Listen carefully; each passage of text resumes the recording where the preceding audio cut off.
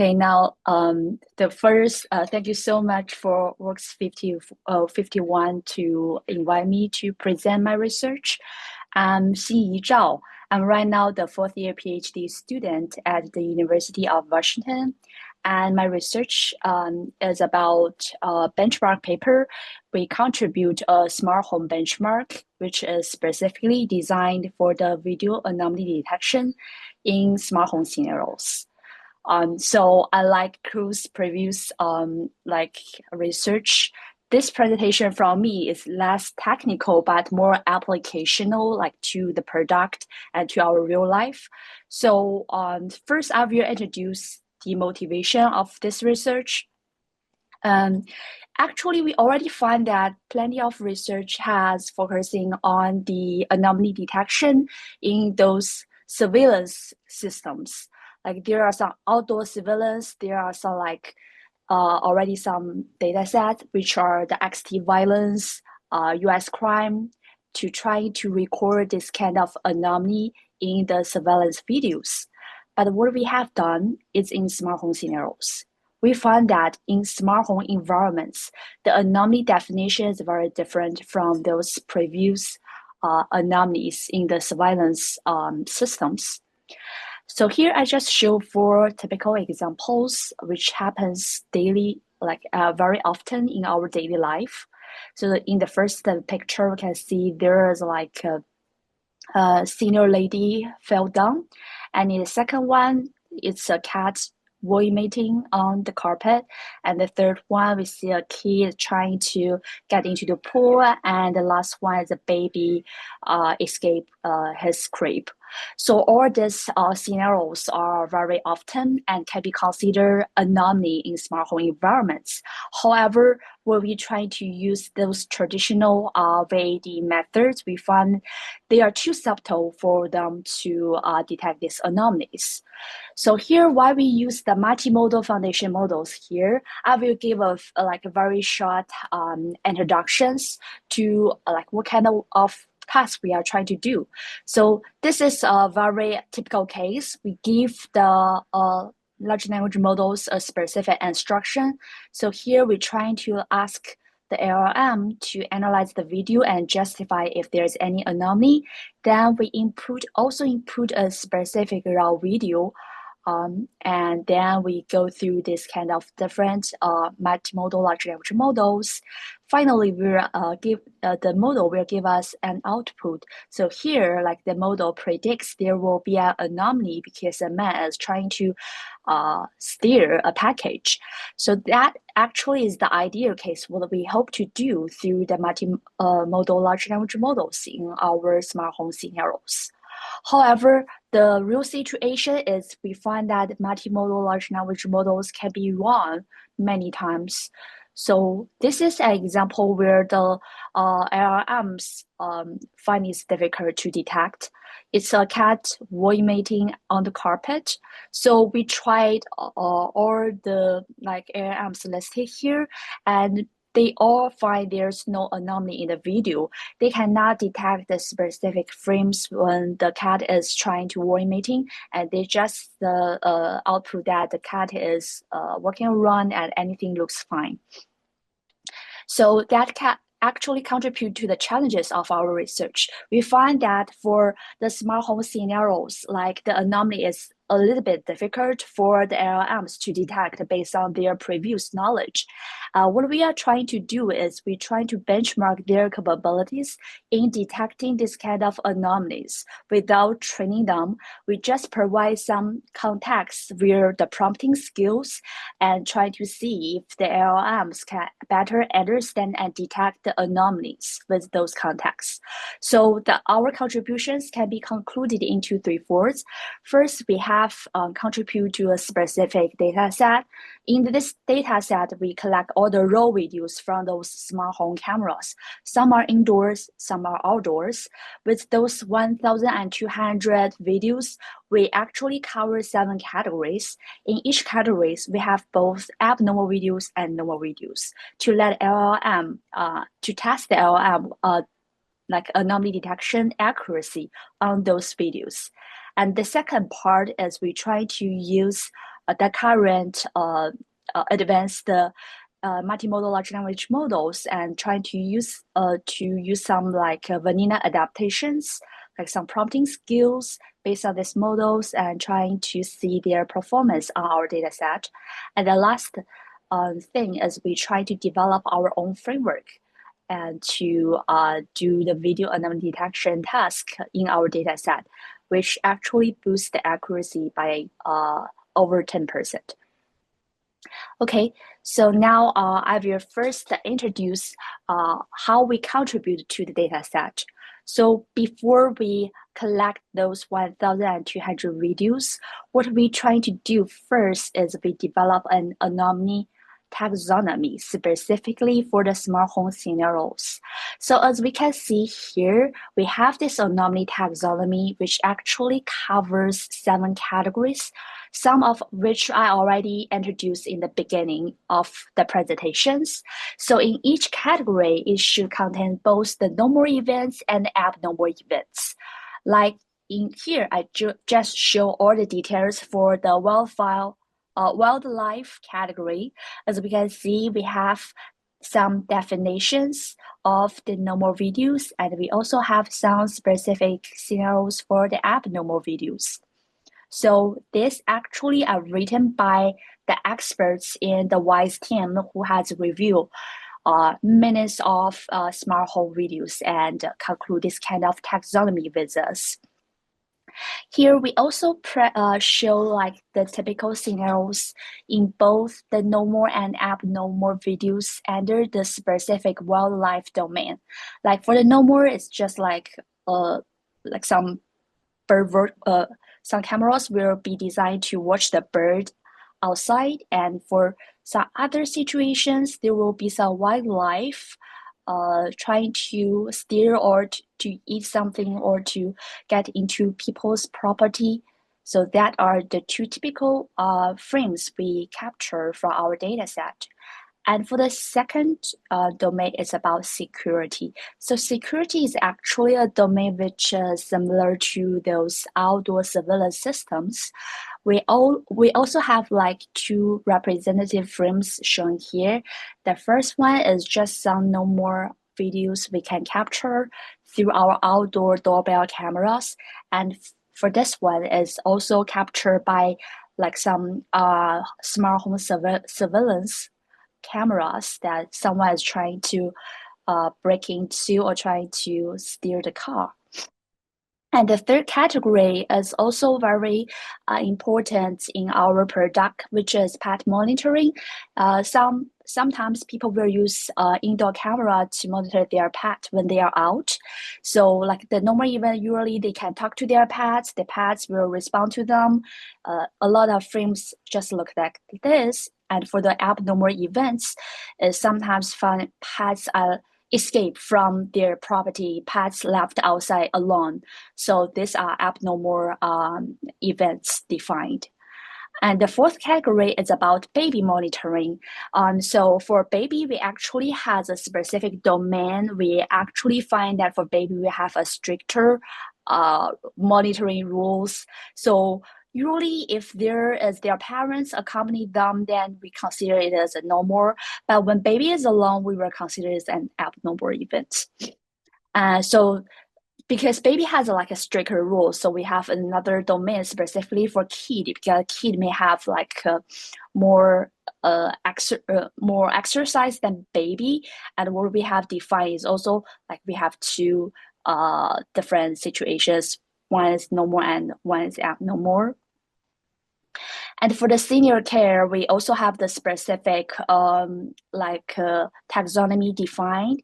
The normal event is like the senior is accompanied by someone, and the abnormal event is the senior fell down or senior got injured, this kind of event.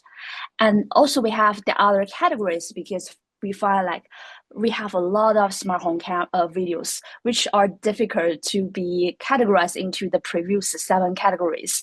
And some of them are just very random scenarios. So we use the other categories to contain this kind of some like a random topic videos, and trying to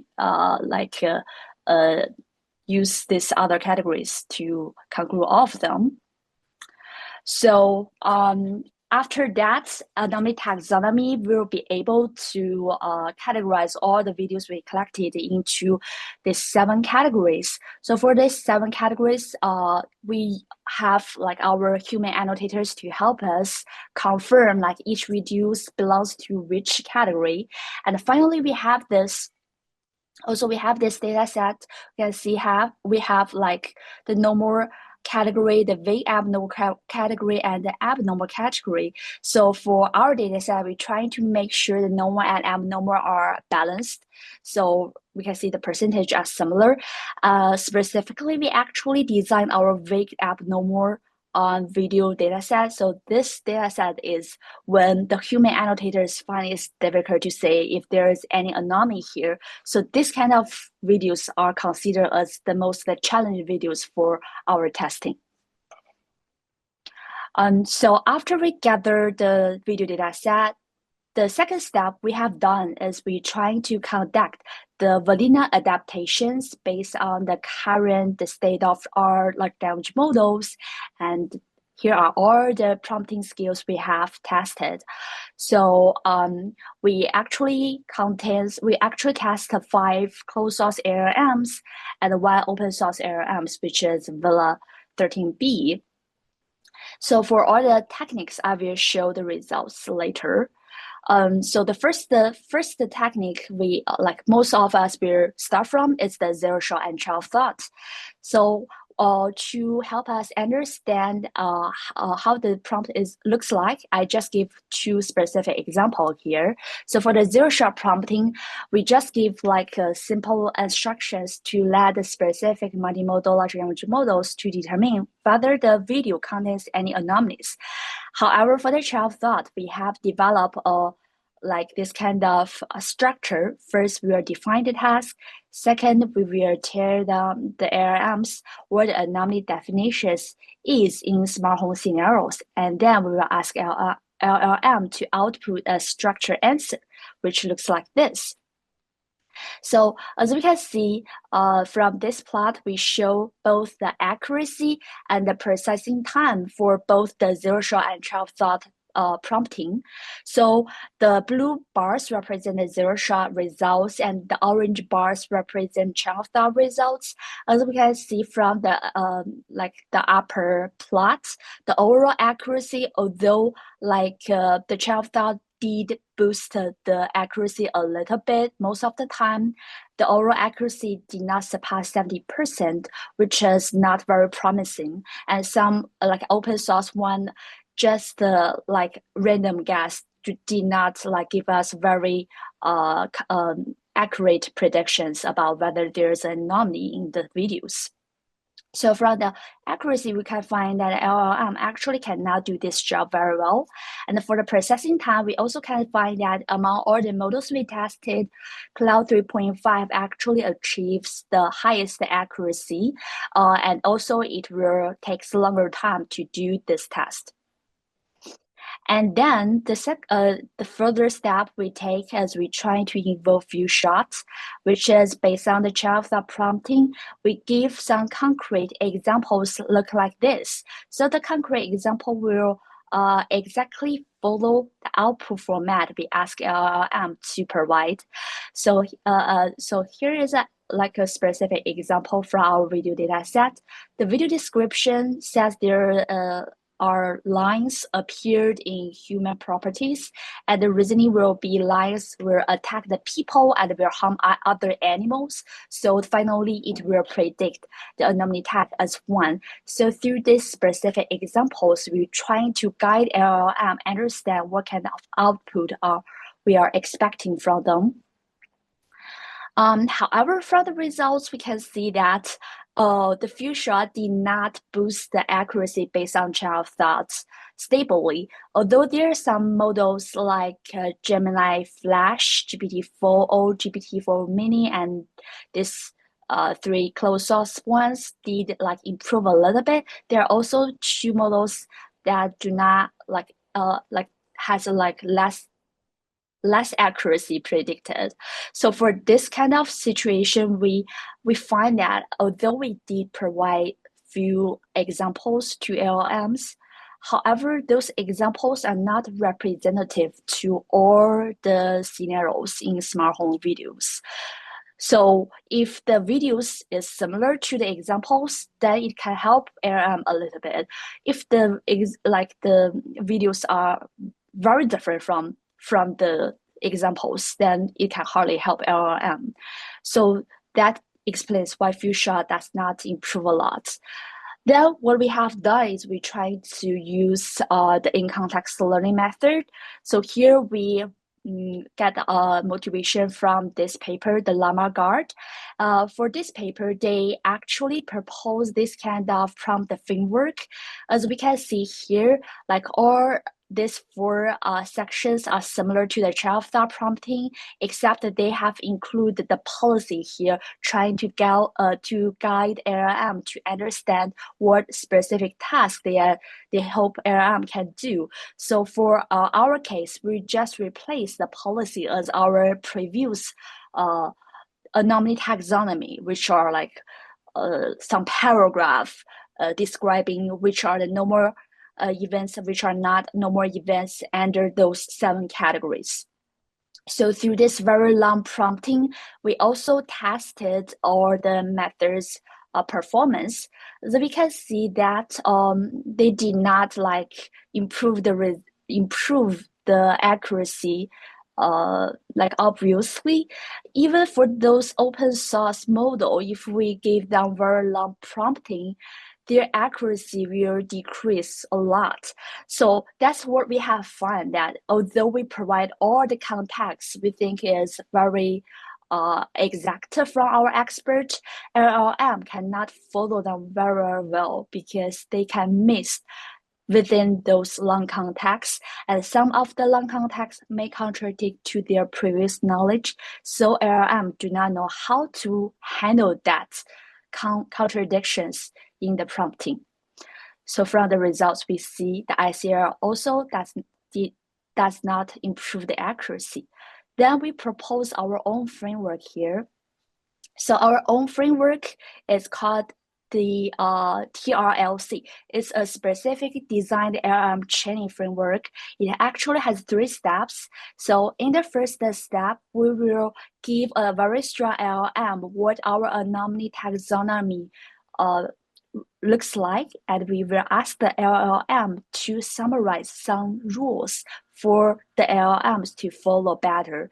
So as we can see here, we want to make sure all the rules is different, and we want to strike a balance between being too specific and being too general of those rules. So for all the taxonomy, we actually obtain 10 rules, which are enough to conclude all the situations in our taxonomies. And then in the second step, we actually provide the raw video to the multimodal large language models to give us an initial prediction of whether the specific video contains anomaly. As we can see from this step, although we use chain of thought prompting, from the initial results, we can see the LLM still thinks there is no anomaly, because the reasoning is like the cat's actions are very typical, are very normal. There is no injured happens, so they think the anomaly should be 0.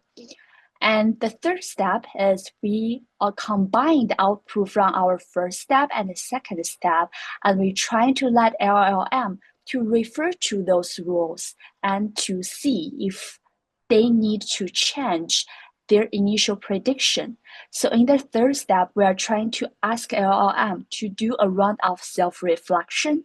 And from the reflection results, we can see LLM is able to apply to the specific rules we summarized in the first step.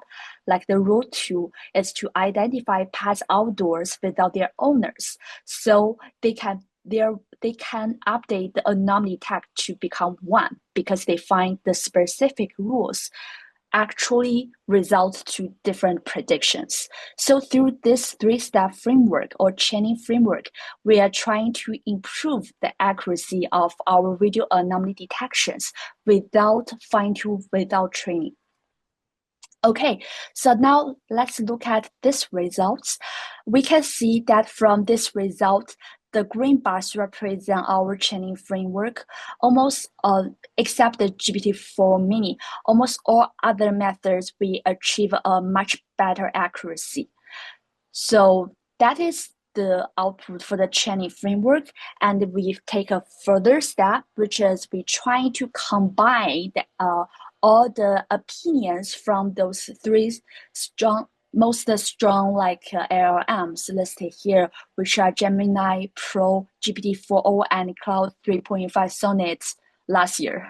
And for these three LLMs, when we do the majority voting, we only consider their majority vote as the final prediction, and finally we find we can boost the accuracy to over 90%, which is very promising results. Can be used to label those large, like minus video data sets from our product.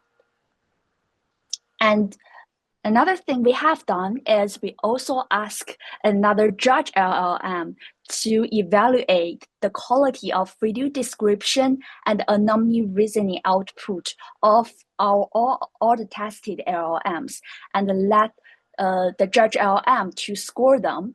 As we can see that although those LLMs are very strong LLM, most of them do not exceed the score of 3. So what happens there? We have investigate why LLMs cannot do a very good job in some typical smart home videos. In this section, I just show some typical bad cases where our LLMs cannot do very well.